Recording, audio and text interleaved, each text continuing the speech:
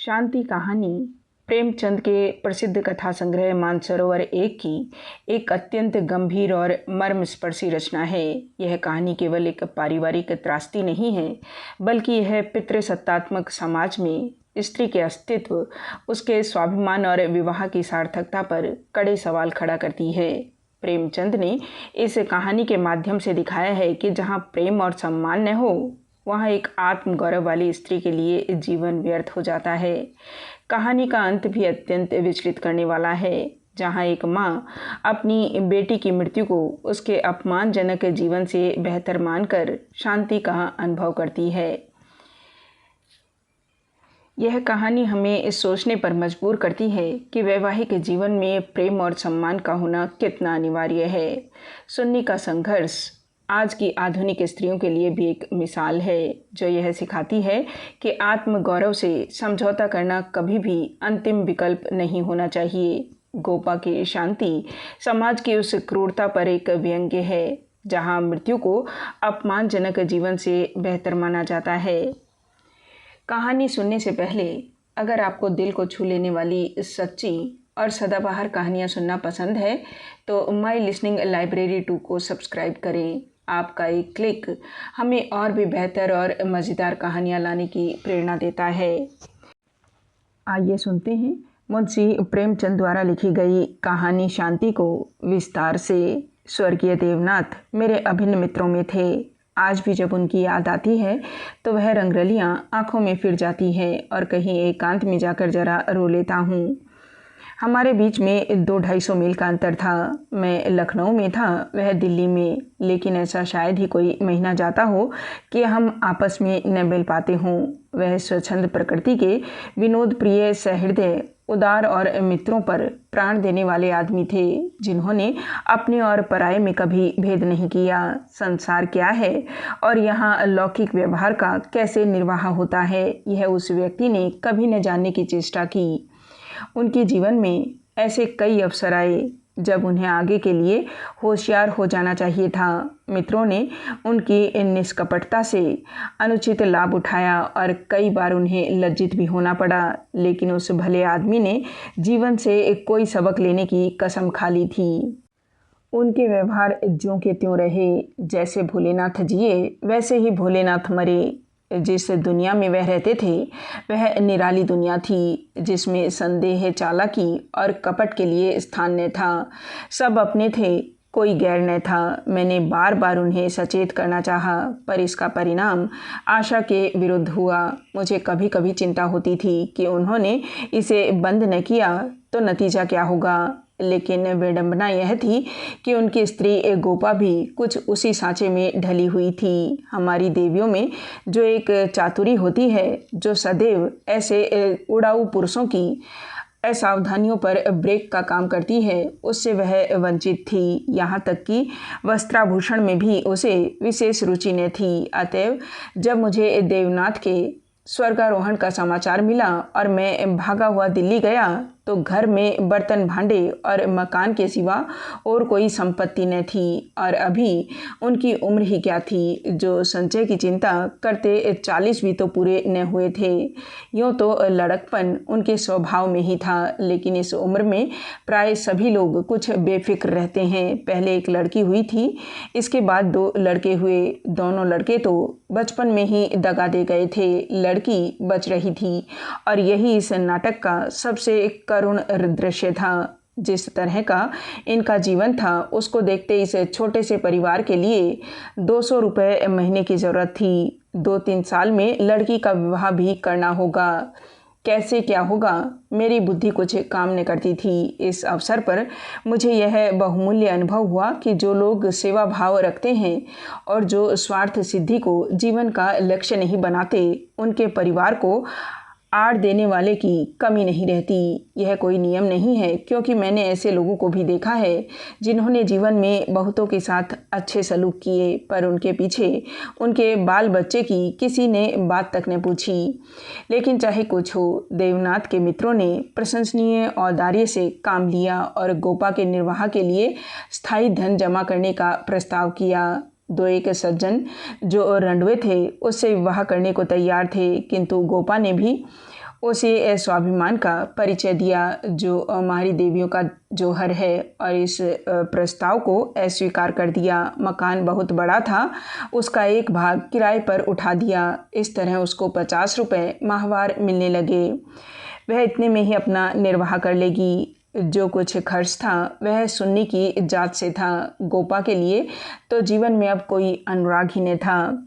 इसके 1 महीने बाद मुझे कारोबार के सिलसिले में विदेश जाना पड़ा, और वहाँ मेरे अनुमान से कहीं अधिक 2 साल लग गए। गोपा के पत्र बराबर जाते रहते थे, जिससे मालूम होता था वे आराम से हैं, कोई चिंता की बात नहीं है। मुझे पीछे ज्ञात हुआ कि गोपा ने मुझे भी गैर समझा और वास्तविक स्थिति छिपाती रही। विदेश से लौटकर मैं सीधा दिल्ली पहुँचा। द्वार पर पहुँचते ही मुझे भी रोना आ गया। मृत्यु की प्रतिध्वनि सी छाई हुई थी। जिस कमरे में मित्रों के जमघट रहते थे उनके द्वार बंद थे। मकड़ियों ने चारों ओर जाले तान रखे थे। देवनाथ के साथ वह भी लुप्त हो गई थी। पहली नज़र में मुझे तो ऐसा भ्रम हुआ कि देवनाथ द्वार पर खड़े मेरी ओर देखकर मुस्कुरा रहे हैं। मैं मिथ्यावादी नहीं हूँ और आत्मा की दैहिकता में मुझे संदेह है, लेकिन उस वक्त एक बार मैं चौंक जरूर पड़ा। हृदय में एक कंपन सा उठा, लेकिन दूसरी नज़र में प्रतिमा मिट चुकी थी। द्वार खुला। गोपा के सिवा खोलने वाला ही कौन था। मैंने उसे देखकर दिल थाम लिया। उसे मेरे आने की सूचना थी और मेरे स्वागत की प्रतीक्षा में उसने नई साड़ी पहन ली थी और शायद बाल भी गुथा लिए थे। पर इन 2 वर्षों के समय ने उस पर जो आघात किए थे उन्हें क्या करती। नारियों के जीवन में यह वह अवस्था है जब रूप लावण्य अपने पूरे विकास पर होता है, जब उसमें अल्लड़पन, चंचलता और अभिमान की जगह आकर्षण, माधुर्य और रसिकता आ जाती है। लेकिन गोपा का यौवन बीत चुका था। उसके मुख पर झुर्रियाँ और विषाद की रेखाएं अंकित थी, जिन्हें उसकी प्रयत्नशील प्रसन्नता भी न मिटा सकती थी। केसों पर सफ़ेदी दौड़ चली थी और एक एक अंग बूढ़ा हो रहा था। मैंने करुण स्वर में पूछा, क्या तुम बीमार थी गोपा? गोपा ने आंसू पीकर कहा, नहीं तो मुझे कभी इससे दर्द भी नहीं हुआ। तो तुम्हारी यह क्या दशा है? बिल्कुल बूढ़ी हो गई हो। तो जवानी लेकर करना ही क्या है? मेरी उम्र तो 35 के ऊपर हो गई। 35 की उम्र तो बहुत नहीं होती। हाँ, उनके लिए जो बहुत दिन जीना चाहते हैं। मैं तो चाहती हूँ जितनी जल्द हो सके जीवन का अंत हो जाए। बस सुन के ब्याह की चिंता है। इससे छुट्टी पाऊँ मुझे ज़िंदगी की परवाह न रहेगी। अब मालूम हुआ कि जो सज्जन इस मकान में किराएदार हुए थे वह थोड़े दिनों के बाद तब्दील होकर चले गए और तब से कोई दूसरा किराएदार न आया। मेरे हृदय में बर्छी सी चुभ गई। इतने दिनों इन बेचारों का निर्वाह कैसे हुआ, यह कल्पना ही दुखद थी। मैंने विरक्त मन से कहा, लेकिन तुमने मुझे सूचना क्यों न दी? क्या मैं बिल्कुल गैर हूँ? गोपा ने लज्जित होकर कहा, नहीं नहीं, यह बात नहीं है। तुम्हें गैर समझूंगी तो अपना किसे समझूंगी?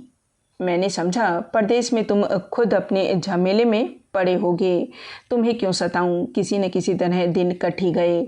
घर में और कुछ न था तो थोड़े से गहने तो थे ही। अब सुनीता के विवाह की चिंता है। पहले मैंने सोचा था इस मकान को निकाल दूंगी, 20-22 हज़ार मिल जाएंगे, विवाह भी हो जाएगा और कुछ मेरे लिए भी बचा रहेगा। लेकिन बाद को मालूम हुआ कि मकान पहले ही रेहन हो चुका है और सूद मिलाकर उस पर 20 हज़ार हो गए हैं। महाजन ने इतनी ही दया क्या कम की कि मुझे घर से निकालने दिया। इधर से तो अब कोई आशा नहीं। बहुत हाथ पांव जोड़ने पर संभव है महाजन से 2-2.5 हज़ार मिल जाए। इतने में क्या होगा, इसी फिक्र में घुली जा रही हूँ। लेकिन मैं भी इतनी मतलबी हूँ, न तुम्हें हाथ मुंह धोने को पानी दिया और न कुछ जलपान लाई और अपना दुखड़ा ले बैठी। अब आप कपड़े उतारिए और आराम से बैठिए। कुछ खाने को लाऊं? खा लीजिए, तब बातें हों। घर पर तो सब कुशल हैं। मैंने कहा, मैं तो सीधे बम्बई से यहाँ आ रहा हूँ, घर कहाँ गया? गोपा ने मुझे तिरस्कार भरी आंखों से देखा, पर उस तिरस्कार की आड़ में घनिष्ठ आत्मीयता बैठी झांक रही थी। मुझे ऐसा जान पड़ा कि उसके मुख की झुर्रियाँ मिट गई हैं। पीछे मुख पर हल्की सी लाली दौड़ गई। उसने कहा, इसका फल यह हुआ कि तुम्हारी देवी जी तुम्हें कभी यहाँ न आने देगी। मैं किसी का गुलाम नहीं हूँ। किसी को अपना गुलाम बनाने के लिए पहले खुद भी उसका गुलाम बनना पड़ता है। शीतकाल की संध्या देखते ही देखते दीपक जलाने लगी। सुन्नी लालटेन लेकर कमरे में आई। 2 साल पहले की अबोध और कृष्णतनु बालिका रूपवती युवती हो गई थी, जिसकी हर एक चितवन, हर एक बात उसकी गौरवशील प्रकृति का पता दे रही थी। जिसे मैं एक गोद में उठाकर प्यार करता था, उसकी तरफ आज आंखें न उठा सका, और वह जो मेरे एक गले से लिपट कर प्रसन्न होती थी, आज मेरे सामने खड़ी भी न रही। जैसे मुझसे वस्तु छिपाना चाहती है और जैसे मैं उस वस्तु को छिपाने का अवसर दे रहा हूँ। मैंने पूछा, अब तुम किस दर्जे में पहुँची सुन्नी? उसने सिर झुकाकर कुछ जवाब दिया, 10वें में हूँ। घर का कुछ काम करती हो? अम्मा जब करने भी दे। गोपा बोली, मैं नहीं करने देती या खुद किसी काम के नगीच नहीं जाती। सुन्नी मुंह फेर कर हंसती हुई चली गई। माँ की दुलारी लड़की थी। जिस दिन वह गृहस्थी का काम करती, उस दिन शायद गोपा रोकर आंखें फोड़ देती। वह खुद लड़की को कोई काम न करने देती थी, मगर सबसे शिकायत करती थी कि वह कोई काम नहीं करती। यह शिकायत भी उसके प्यार का ही एक करिश्मा था।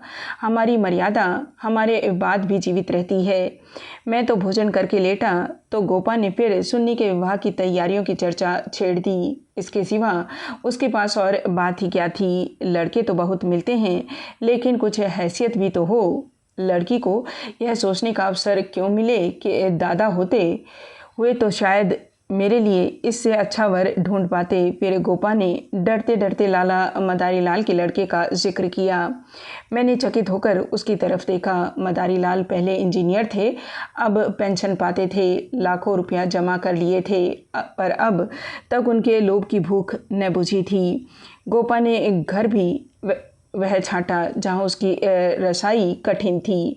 मैंने आपत्ति की, मदारी लाल तो बड़ा दुर्जन मनुष्य है। गोपा ने दांतों तले जीभ दबाकर कहा, अरे नहीं भैया, तुमने उन्हें पहचाना न होगा। मेरे ऊपर बड़े दयालु हैं, कभी कभी आकर कुशल समाचार पूछ जाते हैं। लड़का ऐसा होनहार है कि मैं तुमसे क्या कहूँ। फिर उनके यहाँ कमी किस बात की है? यह ठीक है कि पहले वे खूब रिश्वत लेते थे, लेकिन यहाँ धर्मात्मा कौन है, कौन अवसर पाकर छोड़ देता है। मदारी लाल ने तो यहाँ तक कह दिया कि वह मुझसे दहेज नहीं चाहते, केवल कन्या चाहते हैं। सुनने उनके मन में बैठ गई है। मुझे एक गोपा की सरलता पर दया आई, लेकिन मैंने सोचा क्यों इसके मन में किसी के प्रति अविश्वास उत्पन्न करूं। संभव है मदारी लाल वह न रहे हों। चित्त का भावनाएं बदलती भी रहती हैं। मैंने अर्ध सहमत होकर कहा, मगर यह तो सोचो, उनमें और तुम में कितना अंतर है। शायद अपना सर्वस्व अर्पण करके भी उसका मुंह नीचा न कर सकूं। लेकिन गोपा के मन में बात जम गई थी। सुन्नी को वह ऐसे घर में चाहती थी जहां वह रानी बनाकर रख सके। दूसरे दिन प्रातःकाल में मदारी लाल के पास गया और उनसे मेरी जो बातचीत हुई उसने मुझे मुग्ध कर दिया। किसी समय वह लोभ ही रहे होंगे, इस समय तो मैंने उन्हें बहुत ही सहृदय, उदार और विनयशील पाया। बोले, भाई साहब, मैं देवनाथ जी से परिचित हूँ। आदमियों में रत्न थे, उनकी लड़की मेरे घर आए, यह मेरा सौभाग्य है। आप उनकी माँ से कह दें, मदारी लाल उनसे किसी चीज़ की इच्छा नहीं रखता। ईश्वर का दिया हुआ मेरे घर में सब कुछ है। मैं उन्हें जेरबार नहीं करना चाहता। ये 4 महीने गोपा ने विवाह की तैयारियों में काटे। मैं महीने में एक बार अवश्य उनसे मिलाता था, पर हर बार खिन्न होकर लौटता। गोपा ने अपनी कुल मर्यादा का न जाने कितना महान आदर्श उनके सामने रख लिया था। पगली इस भ्रम में पड़ी हुई थी कि उसका उत्साह नगर में अपनी यादगार छोड़ता जाएगा। यह न जानती थी कि यहाँ ऐसे तमाशे रोज होते हैं और आए दिन भुला दिए जाते हैं। शायद वह संसार से यह श्रेय लेना चाहती थी कि इस गई बीती दशा में भी लुटा हुआ हाथी 9 लाख का है। पग पग पर उसे देवनाथ की याद आती।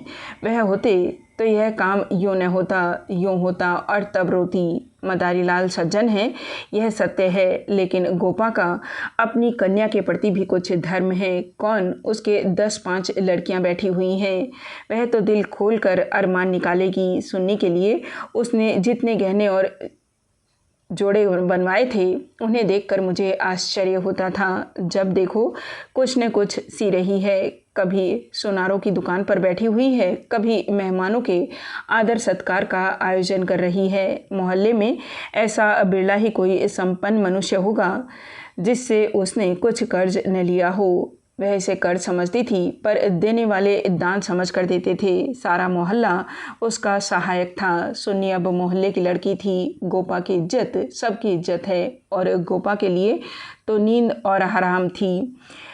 दर्द से सिर फटा जा रहा है। आधी रात हो गई, मगर वह बैठी कुछ न कुछ सी रही है। यह इस कोठी का ध्यान उस कोठी कर रही है। कितनी वात्सल्य से भरी आकांक्षा थी, जो कि देखने वालों में श्रद्धा उत्पन्न कर देती थी। अकेली औरत, और वह भी आधी जान की। क्या क्या करे। जो काम दूसरों पर छोड़ देती है उसी में कुछ न कुछ कसर रह जाती है, पर उसकी हिम्मत है कि किसी तरह हार नहीं मानती। पिछली बार उसकी दशा देखकर मुझसे रहा न गया। बोला, गोपा देवी, अगर मरना भी चाहती हो तो विवाह हो जाने के बाद मरो। मुझे भय है कि तुम उससे पहले ही न चल दो। गोपा का मुरझाया हुआ मुख प्रमुदित हो उठा। बोली, उसकी चिंता न करो भैया, विधवा की आयु बहुत लंबी होती है। तुमने सुना नहीं, रांड मरे न खंडर ढहे। लेकिन मेरी कामना यही है कि सुन्नी का ठिकाना लगाकर मैं भी चल दूं। अब और जीकर क्या करूंगी। सोचो क्या करूं। अगर किसी तरह का विघ्न पड़ गया तो किसकी बदनामी होगी। इन 4 महीनों में मुश्किल से घंटा भर सोती होंगी। नींद ही नहीं आती, पर मेरा चित्त प्रसन्न है। मैं मरूं या जीऊं, मुझे यह संतोष तो होगा कि सुन्नी के लिए उसका बाप जो कर सकता था वह मैंने कर दिया। मदारी लाल ने अपनी सज्जनता दिखाई तो मुझे भी तो अपनी नाक रखनी है। एक देवी ने आकर कहा, बहन जरा चल कर देख, चाशनी ठीक हो गई है या नहीं। गोपा उसके साथ चाशनी की परीक्षा करने गई और एक क्षण के बाद आकर बोली, जी चाहता है सिर पीट लूं। तुमसे जरा सी बात करने लगी, उधर चाशनी इतनी कड़ी हो गई कि लड्डू दांतों से लड़ेंगे। किससे क्या कहूँ।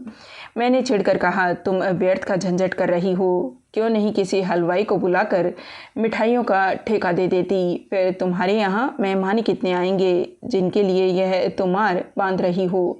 10-5 की मिठाई उनके लिए बहुत होगी। गोपा ने व्यथित नेत्रों से मेरी ओर देखा।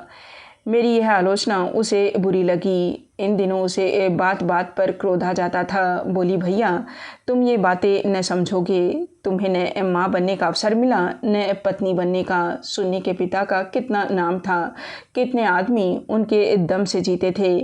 क्या यह तुम नहीं जानते। वह पगड़ी मेरे ही सिर तो बंधी है।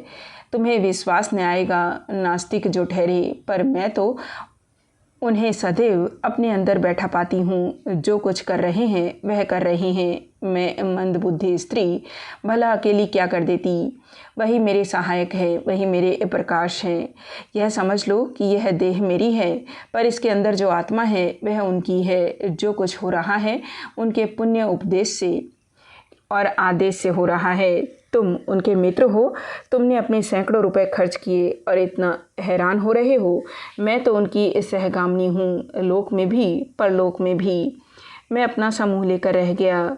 जून में विवाह हो गया। गोपा ने बहुत कुछ दिया और अपनी हैसियत से बहुत ज़्यादा दिया, लेकिन फिर भी उसे संतोष न हुआ। आज सुन्नी के पिता होते तो न जाने क्या करते। बराबर रोती रहती। जाड़ों में मैं फिर दिल्ली गया। मैंने समझा कि अब गोपा सुखी होगी। लड़की का घर और वर दोनों आदर्श हैं। गोपा को इसके सिवा और क्या चाहिए। लेकिन सुख उसके भाग्य में ही न था। अभी कपड़े भी न उतारने पाया था कि उसने अपना दुखड़ा शुरू कर दिया। भैया घर द्वार सब अच्छा है, सास ससुर भी अच्छे हैं, लेकिन जमाई निकम्मा निकला। सुन्नी बेचारी रो रो कर दिन काट रही है। तुम उसे देखो तो पहचान न सको। उसकी परछाई मात्र रह गई है। अभी कई दिन हुए आई हुई थी। उसकी दशा देखकर छाती फटती थी।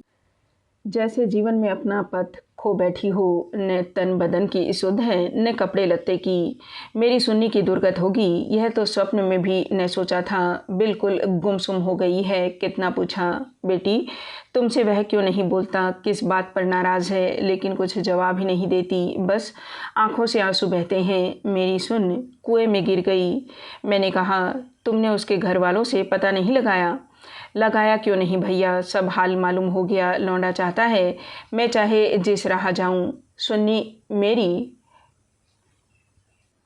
पूरी सहायता करे। सुन्नी भला इसे क्यों सहने लगी? उसे तो तुम जानते हो कितनी अभिमानी है। वह उन स्त्रियों में नहीं है जो पति को देवता समझती है और उसका दुर्व्यवहार सहती रहती हैं। उसने सदैव दुलार और प्यार पाया है। बाप भी उस पर जान देता था। मैं आँख की पुतली समझती थी। पति मिला छैला जो आधी आधी रात तक मारा मारा फिरता है। दोनों में क्या बात हुई यह कौन जान सकता है, लेकिन दोनों में कोई गांठ पड़ गई है। न सुन्नी की परवाह करता है न सुन उसकी परवाह करती है, मगर वह तो अपने रंग में मस्त है। सुन प्राण दिए देती है।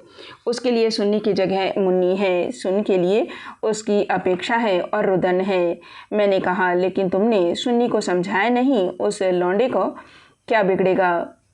इसकी तो ज़िंदगी खराब हो जाएगी। गोपा की आंखों में आंसू भर आए। बोली, भैया किस दिल से समझाऊं? सुन्नी को देखकर तो मेरी छाती फटने लगती है। बस यही जी चाहता है कि इसे अपने कलेजे में ऐसे रख लूं कि इसे कोई कड़ी आंख से देख भी न सके। सुन्नी फूहड़ होती, कटु भाषणी होती, आराम तलब होती तो समझती भी। क्या यह समझाऊं कि तेरा पति गली गली मुंह काला करता फिरे, फिर भी तू उसकी पूजा किया कर। मैं तो खुद यह अपमान न सह सकती। स्त्री पुरुष में विवाह की पहली शर्त यह है कि दोनों 16 आने एक दूसरे के हो जाएं। ऐसे पुरुष तो कम हैं जो स्त्री को जो भर विचलित होते देखकर शांत रह सके, पर ऐसी स्त्रियां बहुत हैं जो पति को स्वच्छंद समझती हैं। सुन उन स्त्रियों में नहीं है। वह अगर आत्मसमर्पण करती है तो आत्मसमर्पण चाहती भी है, और यदि पति में यह बात न हुई तो वह उसमें कोई संपर्क न रखेगी, चाहे उसका सारा जीवन रोते कट जाए। यह कहकर गोपा भीतर गई और एक सिंगारदान लाकर उसके अंदर के आभूषण दिखाती हुई बोली, सुन्नी इसे अब की यहीं छोड़ गई, इसलिए आई थी। ये वे गहने हैं जो मैंने न जाने कितना कष्ट सहकर बनवाए थे। इसके पीछे महीनों मारी मारी फिरी थी, यूँ कहो कि भीख मांगकर जमा किए थे। सुन्नी अब इसकी ओर आंख उठाकर भी नहीं देखती। पहने तो किसके लिए, सिंगार करे तो किस पर। 5 संदूक कपड़ों के दिए थे। कपड़े सीते सीते मेरी आंखें फूट गई। यह सब कपड़े उठाती लाई। इन चीज़ों से उसे घृणा हो गई है। बस कलाई में 2 चूड़ियाँ और एक उजली साड़ी, यही उसका श्रृंगार है। मैंने गोपा को सांत्वना दी। मैं जाकर केदारनाथ से मिलूँगा, देखूँ तो वह किस रंग ढंग का आदमी है। गोपा ने हाथ जोड़कर कहा, नहीं भैया, भूल कर भी न जाना। सुन्नी सुनेगी तो प्राण ही दे देगी। अभिमान की पुतली ही समझो उसे। रस्सी समझ लो जिसके जल जाने पर भी बल नहीं जाते। जिन पैरों से उसे ठुकरा दिया है उन्हें वह कभी नहीं सहलाएगी। उसे अपना बनाकर कोई चाहे तो लौंडी बना ले, लेकिन शासन तो उसने मेरा न सहा, दूसरों का क्या सहेगी। मैंने गोपा से उस वक्त कुछ न कहा, लेकिन अवसर पाते ही लाला मदारी लाल से मिला। मैं रहस्य का पता लगाना चाहता था। संयोग से पिता और पुत्र दोनों ही एक जगह पर मिल गए। मुझे देखते ही केदार ने इस तरह झुककर मेरे चरण छुए कि मैं उसकी शालीनता पर मुग्ध हो गया। तुरंत भीतर गया और चाय, मुरब्बा और मिठाइयाँ लाया। इतना सौम्य, इतना सुशील, इतना विनम्र युवक मैंने न देखा था। यह भावना ही न हो सकती थी कि इसके भीतर और बाहर में कोई अंतर हो सकता है। जब तक रहा सिर झुकाए बैठा रहा। उच्च श्रृंखला तो उसे छू भी नहीं गई थी। जब केदार टेनिस खेलने गया तो मैंने मदारी लाल से कहा, केदार बाबू तो बहुत सच्चरित्र जान पड़ते हैं, फिर स्त्री पुरुष में इतना मनोमालिन्य क्यों हो गया है? मदारी लाल ने एक क्षण विचार करके कहा, इसका कारण इसके सिवा और क्या बताऊं कि दोनों अपने माँ बाप के लाडले हैं और प्यार लड़कों को अपने मन का बना देता है। मेरा सारा जीवन संघर्ष में काटा। अब जाकर जरा शांति मिली है। भोग विलास का कभी अवसर ही न मिला। दिन भर परिश्रम करता था, संध्या को पढ़कर सो जाता था। स्वास्थ्य भी अच्छा नहीं था, इसलिए बार बार यह चिंता सवार रहती थी कि संचय कर लूं, ऐसा न हो कि मेरे पीछे बाल बच्चे भीख मांगते फिरे। नतीजा यह हुआ कि इन महाशय को मुफ्त का धन मिला। सनक सवार हो गई, शराब उड़ने लगी, फिर ड्रामा खेलने का शौक हुआ। धन की कमी थी ही नहीं उस पर। माँ बाप, अकेले बेटे, ये उनकी प्रसन्नता ही हमारे जीवन का स्वर्ग था। पढ़ना लिखना तो दूर रहा, विलास की इच्छा बढ़ती गई, रंग और गहरा हुआ। अपने जीवन का ड्रामा खेलने लगे। मैंने यह रंग देखा तो मुझे चिंता हुई। सोचा ब्याह कर दूं, ठीक हो जाएगा। गोपा देवी का पैगाम आया तो मैंने तुरंत स्वीकार कर लिया। मैं सुन्नी को देख चुका था। सोचा ऐसी रूपवती पत्नी पाकर इनका मन स्थिर हो जाएगा। पर वह भी लाडली लड़की थी, हठीली, अबोध, आदर्शवादिनी। सहिष्णुता तो उसने सीखी ही न थी। समझौते का जीवन में क्या मूल्य है, इसका उसे एक खबर ही न थी। लोहा लोहे से लड़ रहा है। वह अभन से पराजित करना चाहती है या उपेक्षा से, यही रहस्य है। और साहब, मैं तो बहू को ही अधिक दोषी समझता हूँ। लड़के प्राय मनचले होते हैं, लड़कियाँ स्वभाव से ही सुशील होती हैं और अपनी जिम्मेदारियां समझती हैं। उसमें यह गुण है नहीं। डोंगा ऐसे पार होगा, ईश्वर ही जाने। सहसा सुन्नी अंदर से आ गई, बिल्कुल अपने चित्र की रेखा सी, मानो मनोहर संगीत की प्रतिध्वनि हो। कुंदन तप कर भस्म हो गया था। मिटी हुई आशाओं का इससे अच्छा चित्र नहीं हो सकता। उल्हाना देती हुई बोली, आप जाने कब से बैठे हुए हैं, मुझे खबर तक नहीं, और शायद आप बाहर ही बाहर चले भी जाते। मैंने आंसुओं के वेग को रोकते हुए कहा, नहीं सुन्नी, यह कैसे हो सकता था कि तुम्हारे पास आ ही रहा था कि तुम स्वयं आ गई। मदारी लाल कमरे के बाहर अपनी एक कार की सफाई करने लगे। शायद मुझे सुन्नी से बात करने का अवसर देना चाहते थे। सुन्नी ने पूछा, अम्मा तो अच्छी तरह हैं? हाँ, अच्छी हैं। तुमने अपनी यह क्या गत बना रखी है? मैं अच्छी तरह से हूँ। यह बात क्या है? तुम लोगों में यह क्या अनबन है? गोपा देवी प्राण दिए डालती हैं, तुम खुद मरने की तैयारी कर रही हो। कुछ तो विचार से काम लो। सुन्नी के माथे पर बल पड़ गए। आपने नाहक यह विषय छेड़ दिया चाचा जी। मैंने तो यह सोचकर अपने मन को समझा लिया कि मैं अभागिन हूँ। बस उसका निवारण मेरे बूते से बाहर है। मैं उस जीवन से मृत्यु को कहीं अच्छा समझती हूँ जहाँ अपनी कदर न हो। मैं व्रत के बदले में व्रत चाहती हूँ। जीवन का कोई दूसरा रूप मेरी समझ में नहीं आता। इस विषय में किसी तरह का समझौता करना मेरे लिए असंभव है। नतीजे की मैं परवाह नहीं करती। लेकिन नहीं चाचा जी, इस विषय में अब कुछ न कहिए, नहीं तो मैं चली जाऊंगी। आखिर सोचो तो, मैं अब सोच चुकी और तय कर चुकी। पशु को मनुष्य बनाना मेरी शक्ति से बाहर है। इसके बाद मेरे लिए अपना मुंह बंद करने के सिवा और क्या रह गया था। मई का महीना था। मैं मसूर गया हुआ था कि एक गोपा का तार पहुंचा। तुरंत आओ, ज़रूरी काम है। मैं घबरा तो गया, लेकिन इतना निश्चित था कि कोई दुर्घटना नहीं हुई है। दूसरे दिन दिल्ली जा पहुंचा। गोपा मेरे सामने आकर खड़ी हो गई, निस्तब्ध, मूक, निष्प्राण, जैसे तपेदिक की रोगी हो। मैंने पूछा, कुशल तो है? मैं तो घबरा उठा। उसने बुझी हुई आंखों से देखा और बोला, सुन्नी तो कुशल से है। हाँ, अच्छी तरह हैं। और केदारनाथ? वह भी अच्छी तरह हैं। तो फिर माजरा क्या है? कुछ तो नहीं? तुमने तार दिया और कहती हो कुछ तो नहीं। दिल तो घबरा रहा था, इससे तुम्हें बुला लिया। सुन्नी को किसी तरह समझा कर यहाँ लाना है। मैं तो सब कुछ करके हार गई। क्या इधर कोई नई बात हो गई?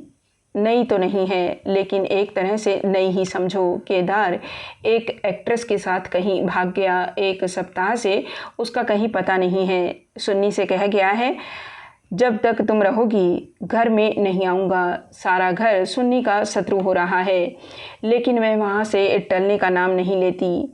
सुना है केदार अपने बाप के दस्तखत बनाकर कई हजार रुपए बैंक से ले गया है। तुम सुन्नी से मिली थी? हाँ, 3 दिन से बराबर जा रही हूँ। वह नहीं आना चाहती तो रहने क्यों नहीं देती? वहाँ घुट घुट कर मर जाएगी। मैं उन्हीं पैरों लाला मदारीलाल के घर चला। हालांकि मैं जानता था कि सुन्नी किसी तरह न आएगी, मगर वहां पहुंचा तो देखा कोहराम मचा हुआ है। मेरा कलेजा धक से रह गया। वहां तो अर्थी सज रही थी। मोहल्ले के सैकड़ों आदमी जमा थे। घर में से हाय हाय की क्रंदन ध्वनि आ रही थी। यह सुन्नी का शव था। मदारीलाल मुझे देखते ही मुझसे उन्मत्त की भांति लिपट गए और बोले, भाई साहब, मैं तो लुट गया, लड़का भी गया, बहू भी गई, जिंदगी ही गारत हो गई।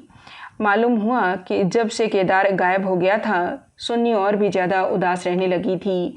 उसने उसी दिन अपनी चूड़ियाँ तोड़ डाली थी और मांग का सिंदूर पोंछ डाला था। सास ने जब आपत्ति की तो उनको अपशब्द कहे। मदारीलाल ने समझाना चाहा तो उन्हें भी जली कटी सुनाई। ऐसा अनुमान होता था उन्माद हो गया है। लोगों ने उससे बोलना छोड़ दिया था। आज प्रातःकाल यमुना स्नान करने गई। अंधेरा था, सारा घर सो रहा था, किसी को नहीं जगाया। जब दिन चढ़ गया और बहू घर में न मिली तो उसकी तलाश होने लगी। दोपहर को पता लगा कि यमुना गई है। लोग उधर भागे, वहाँ उसकी लाश मिली। पुलिस आई, शव की परीक्षा हुई। अब जाकर शव मिला है। मैं कलेजा थाम कर बैठ गया। हाय, अभी थोड़ी दिन पहले तो सुंदर पालकी पर सवार होकर आई थी, आज वह चार के कंधे पर जा रही है। मैं अर्थी के साथ हो लिया और वहाँ से लौटा तो रात के 10 बज गए थे। मेरे पांव कांप रहे थे। मालूम नहीं यह खबर पाकर गोपा की क्या दशा होगी, प्राणांत न हो जाए, मुझे यही भय हो रहा था। सुन्नी उसकी प्राण थी, उसके जीवन का केंद्र बिंदु थी। उस दुखिया के उद्यान में यही पौधा बच रहा था। उसे वह हृदय रक्त से सींच सींच कर पाल रही थी। उसके वसंत का सुनहरा स्वप्न ही उसका जीवन था। उसमें एक कोपलें निकलेंगी, फूल खिलेंगे, पल लगेंगे, चिड़िया उसकी डाली पर बैठकर अपने सुगाने राग गाएगी। किंतु आज निष्ठुर नीति ने उस जीवन सूत्र को उखाड़ कर फेंक दिया और अब उसके जीवन का कोई आधार न था। वह बिंदु ही मिट गया था जिस पर जीवन की सारी रेखाएं आकर एकत्र हो जाती थी। दिल को दोनों हाथों से थामे मैंने एक जंजीर खटखटाई। गोपा एक लालटेन लिए निकल कर आई। मैंने गोपा के मुख पर एक नए आनंद की झलक देखी। मेरी शोक मुद्रा देखकर उसने मातृवत प्रेम से मेरा हाथ पकड़ बैठाया और बोली, आज तो तुम्हारा सारा दिन रोते ही कटा। अर्थी के साथ बहुत से आदमी रहे होंगे। मेरे जी में भी आया कि चलकर सुन्नी के अंतिम दर्शन कर लूं, लेकिन मैंने सोचा जब सुन्नी ही न रही तो उसकी लाश में क्या रखा है, न गई। मैं विस्मय से गोपा का मुंह देखने लगा तो उसे यह शोक समाचार मिल चुका है। फिर भी वह शांति और अविचल धैर्य बोला, अच्छा किया न गई, रोना ही तो था। हाँ और क्या, रोई यहाँ भी, लेकिन तुमसे सच कहती हूँ, दिल से नहीं रोई। न जाने कैसे आंसू निकल आए। मुझे तो सुन्नी की मौत से प्रसन्नता हुई। दुखिया अपनी मान मर्यादा लिए संसार से विदा हो गई, नहीं तो न जाने क्या क्या देखना पड़ता। इसलिए और भी प्रसन्न हूँ कि उसने अपनी आन निभा दी। स्त्री के जीवन में प्यार न मिले तो उसका अंत हो जाना ही अच्छा। तुमने सुन्नी की मुद्रा देखी थी, लोग कहते हैं ऐसा जान पड़ता था मुस्कुरा रही है। मेरी सुन्नी सचमुच देवी थी। भैया, आदमी इसलिए थोड़े ही जीना चाहता है कि रोता रहे। जब मालूम हो गया कि जीवन में दुख के सिवा कुछ नहीं है तो आदमी जी कर क्या करे, किस लिए जिए, खाने और सोने और मर जाने के लिए। यह मैं नहीं चाहती कि मुझे सुन्नी की याद न आएगी और मैं उसे याद करके रोऊंगी नहीं, लेकिन वह शोक के आंसू न होंगे। बहादुर बेटे की माँ उसकी वीर गति पर प्रसन्न होती है। सुन्नी की मौत में क्या कुछ कम गौरव है? मैं आंसू बहाकर उस गौरव का अनादर कैसे करूं? वह जानती है और चाहे सारा संसार उसकी निंदा करे, उसकी माता सराहना ही करेगी। उसकी आत्मा से यह आनंद भी छीन लूं, लेकिन अब रात ज़्यादा हो गई है, ऊपर जाकर सो रहो। मैंने तुम्हारी चारपाई बिछा दी है, मगर देखे अकेले पड़े पड़े रोना नहीं। सुन्नी ने वही किया जो उसे करना चाहिए था। उसके पिता होते तो आज सुन्नी की प्रतिमा बनाकर पूजते। मैं ऊपर जाकर लेटा तो मेरे दिल का बोझ बहुत हल्का हो गया था, किंतु रह रहकर यह संदेह हो जाता था कि गोपा की यह शांति उसकी अपार व्यथा का ही रूप तो नहीं है।